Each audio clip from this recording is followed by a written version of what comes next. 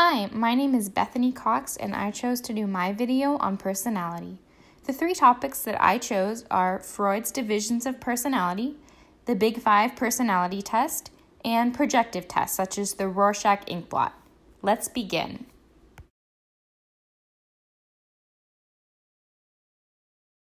Freud's theory was divided into three aspects of personality: id, ego, and superego. Let's start with id.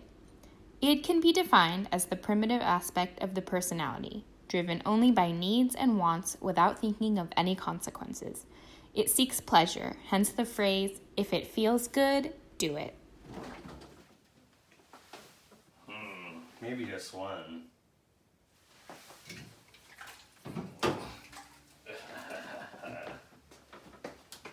This is the id, just taking what it wants. Next up is the ego. The ego is part of the conscious mind versus the id's unconscious, and it is much more rational. It still seeks to fill wants and needs, however, it does so while taking negative consequences into account. Wait, if I take all this tea, there won't be any for tomorrow. Finally, there's the superego. The superego is essentially one's conscience. It is your moral compass, giving you your sense of both right and wrong. Wait, I shouldn't take any tea. It's not even mine to begin with.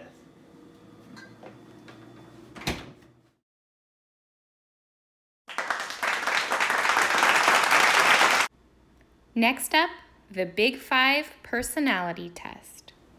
Here is my boyfriend Tim, hard at work taking the Big Five personality test.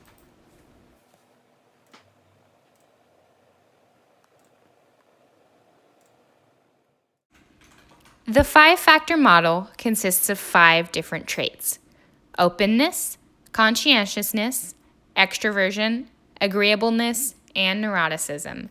It was believed that these 5 traits are designed to represent the core of a human personality.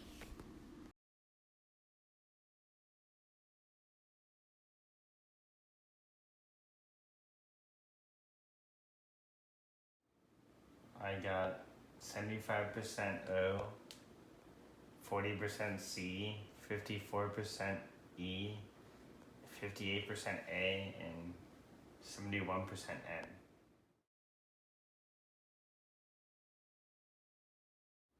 So what do you think was most accurate about this test? Their neuroticism level, because this test gave me a lot of anxiety.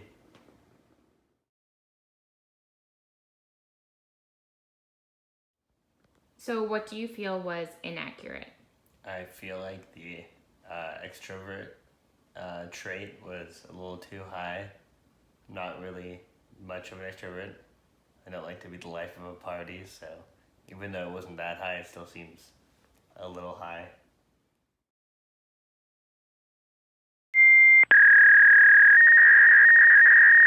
Hello. So, as you can probably tell, my boyfriend is definitely very camera shy. So, I thought that I would go over my own personal results with you as well. So, when it came to neuroticism, conscientiousness, and agreeableness, I scored very high in all 3 of those categories, whereas in openness and extroversion, I scored incredibly low. So I would say that for the most part, this test was very accurate for me. When it comes to all of those things, I definitely agree. I can be very neurotic. I have a lot of high anxiety. I'm not a very calm person as much as I wish I was. So I'm definitely very type A. I feel like that pretty accurately reflects me. I'm also not very extroverted at all. I would totally say that I'm an introvert. I much prefer staying at home. I don't really like high social situations or large groups of people. I'm definitely a more reserved individual.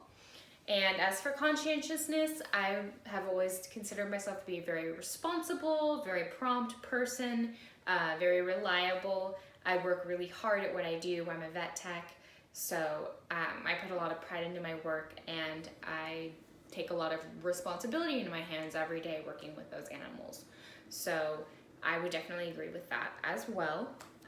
As for openness, I'm not a very artistic, unconventional person. I wish I was. But I would say I'm definitely a little bit more conventional when it comes to how I do things. I kind of stick with what I know and what I'm comfortable with versus trying new things or taking the road less traveled, so to speak. And I think that probably relates back to the fact that I'm more introverted and neurotic, so I stick with what I'm comfortable with, and that makes me less anxious. So I think that all kind of like feeds back into itself. And then the last one, which is agreeableness. I would say that I am an agreeable person. I tend to like to please people. I don't really like to be on anyone's bad side. I can get kind of neurotic if I feel like someone doesn't like me, like say a coworker or a client at work. So I try my best to be very passive. I wish I could be a little bit more aggressive when it comes to going after what I want or standing up for myself, but that's just kind of my nature, is to just be more silent and passive and just kind of go with the flow versus pushing for what I really want. So those are my results. I hope that gives you a better understanding, kind of breaking down each one and what it means to be each of these things versus what it means to not be. And I am interested in what your results were as well. So back to the video.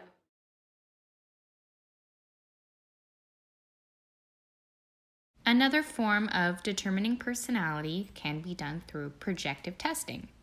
Projective testing tries to focus on having the test taker project their unconscious thoughts into a visual stimulus.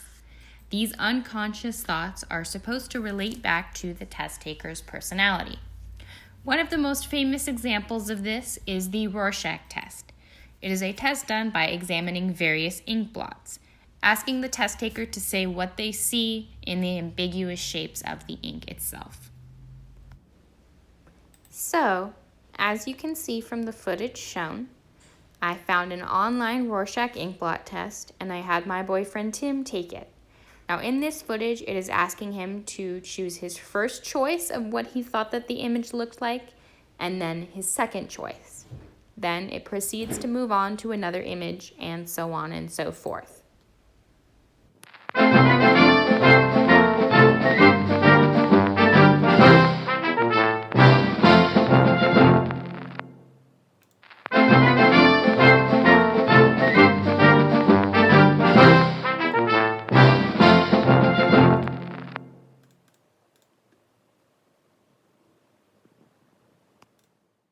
So now that you've seen an example of each of my 3 topics, I hope that gives you a better understanding of personality.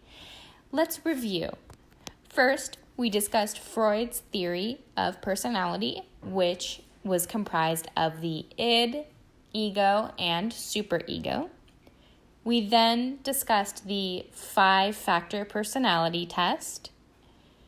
And finally, we discussed projective testing, mainly the Rorschach inkblot test. I hope you all enjoyed my video and that you're all staying safe. Thank you so much.